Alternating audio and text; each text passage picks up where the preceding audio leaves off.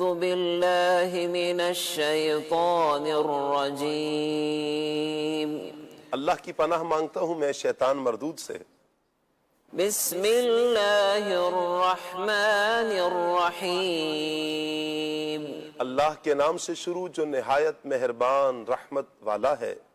ما ننسخ من آیت او ننسها نأت بخیر منها او مثلها ألم تعلم أن الله على كل شيء قدير۔ آسان ترجمہ قرآن کنز العرفان۔ جب ہم کوئی آیت منسوخ کرتے ہیں یا لوگوں کو بھلا دیتے ہیں تو اس سے بہتر یا اس جیسی اور آیت لے آتے ہیں۔ اے مخاطب، کیا تجھے معلوم نہیں کہ اللہ ہر شے پر قادر ہے؟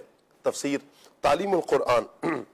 قرآن کریم نے گزشتہ شریعتوں اور کتابوں کو منسوخ فرمایا تو کفار نے اس پر اعتراض کیے۔ اس پر یہ آیت مبارکہ نازل ہوئی اور بتایا گیا کہ منسوخ بھی اللہ تعالیٰ کی طرف سے ہے اور ناسخ بھی اللہ تعالیٰ کی طرف سے ہے، اور دونوں عین حکمت کے مطابق ہے، اور ناسخ کبھی منسوخ سے زیادہ آسان اور نفع بخش ہوتا ہے۔ لہٰذا جو اللہ کی قدرت اور اختیارات کو جانتا اور مانتا ہے اسے اس میں تردد کی کوئی گنجائش نہیں۔ اہم بات نمبر 1، نسخ کا معنی ہے سابقہ حکم کو کسی دلیل کے بعد اٹھا لینا۔ نمبر 2، نسخ در حقیقت سابقہ حکم کی مدت کو بیان کرتا ہے کہ وہ حکم اس مدت کے لیے تھا، اب اس کی مدت پوری ہوئی، صرف یہ تھا کہ ہمیں وہ مدت معلوم نہیں تھی، ناسخ کے آنے کے بعد اس مدت کا علم ہو جاتا ہے۔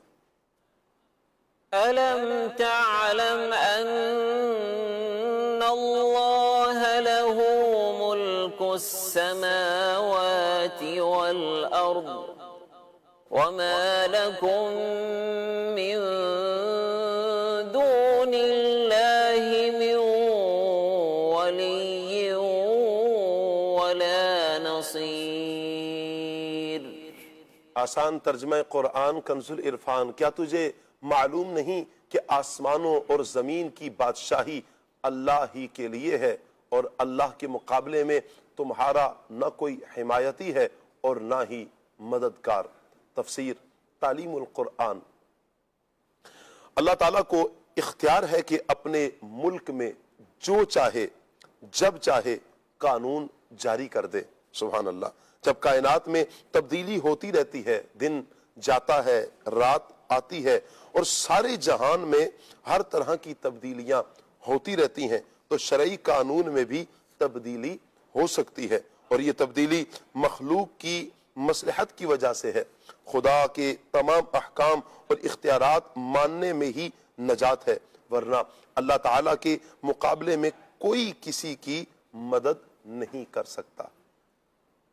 أم تريدون أن تسألوا رسولكم كما سئل موسى من قبل ومن يتبدل الكفر بالإيمان فقد ضل سواء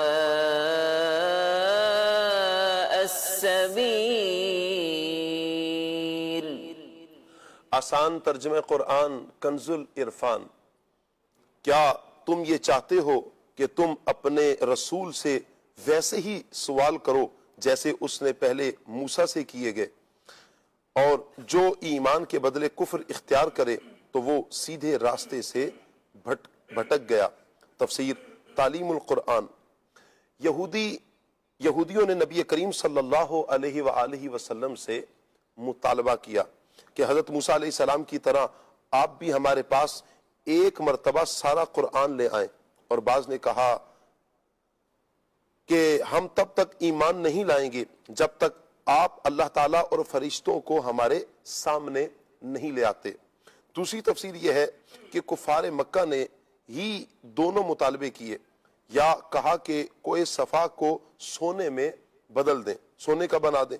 ان کے جواب میں فرمایا گیا کہ تم بھی اپنے رسول محمد مصطفیٰ صلی اللہ علیہ وآلہ وسلم سے اسی طرح فضول سوال کر رہے ہو جس طرح ان سے پہلے حضرت موسیٰ علیہ السلام کی قوم نے ان سے کہا تھا کہ ہمیں اعلانیہ خدا دکھا دو۔ حالانکہ آیات قرآنیہ کے نزول کے بعد دوسری نشانیوں کا مطالبہ کرنا سیدھے راہ سے بھٹکنا ہے۔ جب محمد صلی اللہ علیہ وآلہ وسلم کی نبوت کا درست ہونا دلائل اور معجزات سے ثابت ہو چکا ہے تو پھر ایسے لا یعنی سوال کیوں کر رہے ہو؟ درس کسی صحیح مقصد کے بغیر اور فضول سوال کرنا یہ ممنوع ہے۔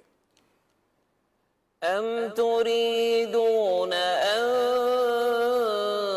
تسألوا رسولكم كما سئل موسى من قبل ومن يتبدل الكفر بالإيمان فقد ضل سواء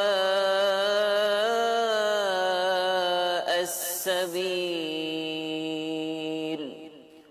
صدق الله العظيم۔ جزاک اللہ۔ اللہ